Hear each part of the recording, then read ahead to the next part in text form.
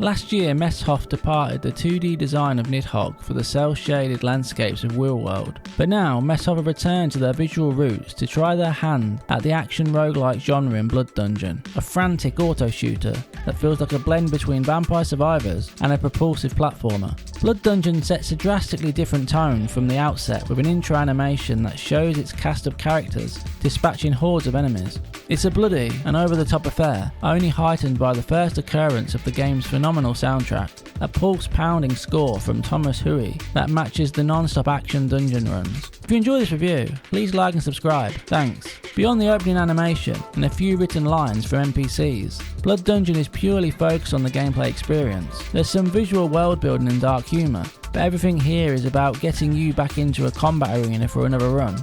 Even the art design is a simple, smooth pixel art style with vibrant colours and a CRT overlay, so that no visual information is lost when kiting a gigantic horde of monsters for a dungeon.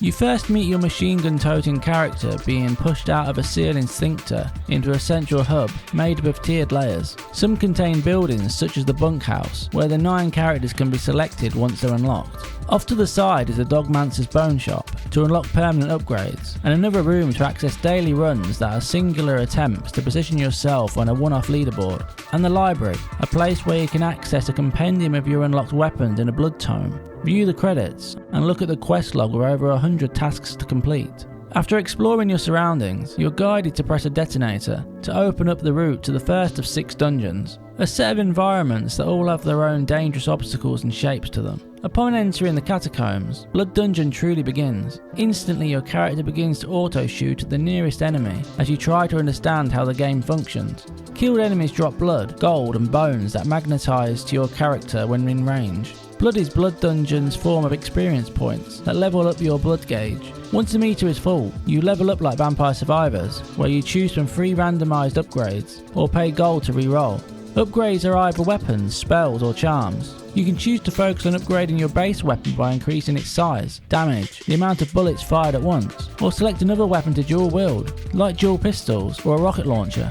But then, it'll become harder to roll an upgrade for your primary weapon, as the secondary will now be in the mix. Then there's spells and charms to level the playing field, things like being able to knock back enemies, leave a trail of fire wherever you step, equip rings to inflict burn or zombification, and countless more combinations to suit every playstyle.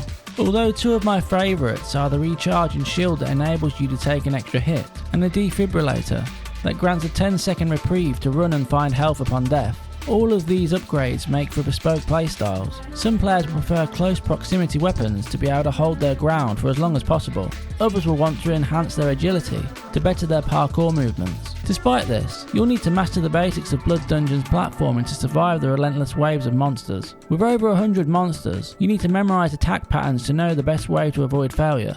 You can run fast, jump, climb up and along walls and ceilings, swim underwater, and more. It's easy to get so far without parkouring around the map, but once the monsters increase in number, difficulty, and gain more complex movesets, moving is the difference between life and death. You'll need to be agile to perform with a fitting strategy for your equipped loadout, or once you're really confident, kite enemies around the sprawling maps in order to survive, uncover the map, and complete the dungeon. Although it's equally important to understand the environment, Blood Dungeon's in-dungeon currency operates on gold coins, which can be spent on re-rolling upgrades, or saved up to buy treasure chests located around the map. Outside of obtaining bones to spend at the hub, you need to keep a lookout for coloured keys, which can unlock certain corresponding pillars to open blocked routes, or access treasure chest locations. Whereas other pillars can lock behind you for a set amount of time, or fire deadly projectiles to chip off your limited health made up of a set number of hearts per character. There's also orbs and assists to find and use to your advantage. Blue orbs freeze pursuing enemies so that you can mow them down with ease. Red orbs suck in enemy's blood to allow you to level up quickly on the move. But most importantly of all is the hearts and max health packs that keep you in the fight. But without learning and being aware of your environment, early to mid enemies will make easy work of you. Within a few runs, you'll already know your preferred routes, how to take down particular enemies and vanquish bosses, and whether it's worth the risk to blast your way through destructible blocks as enemies close in, or risk drowning underwater in search of something useful. But in order to progress to the next dungeon, you'll need to complete quests such as defeating the dungeon's first boss, highly dangerous, bigger scale enemies such as the giant worm and mummy head, forcing you to parkour like your life depends on it, as it does. as within 4 or 5 hits, depending on the character, you can easily get overwhelmed by powerful or numerous enemies and lose what was turning out to be an excellent run blessed by the RNG gods. After beating a boss and dying, you return to the central hub to visit the Dogmancer, to use your bones to purchase permanent upgrades, an integral roguelike element that creates a satisfying gameplay loop of getting a little further each run, and then upgrading key stats such as damage, speed, reload time and more. You'll naturally open new areas to detonate to carry on to the next dungeon, each time getting a little further, completing quests and unlocking new playable characters. This is maybe the most important roguelike element, as Blood Dungeon encourages you to play as each character. In doing so, you unlock each character's primary weapon, and other skills or charms to use with every other character. A wide arsenal from a machine gun, shotgun, whip, spinning swords, magnum and more.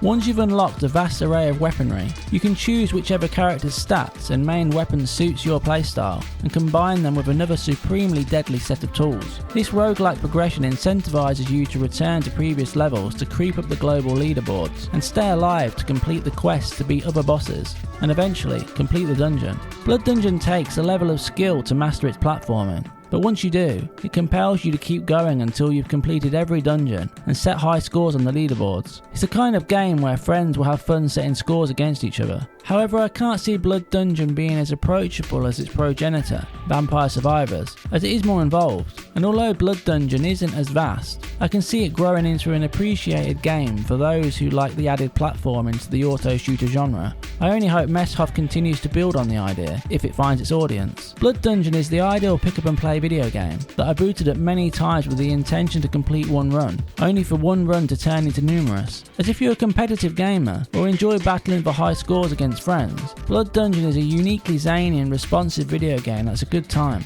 8 out of 10. If you liked this review of Blood Dungeon, please like and subscribe to Play Save Repeat and hit the notification bell. Thanks. Until next time.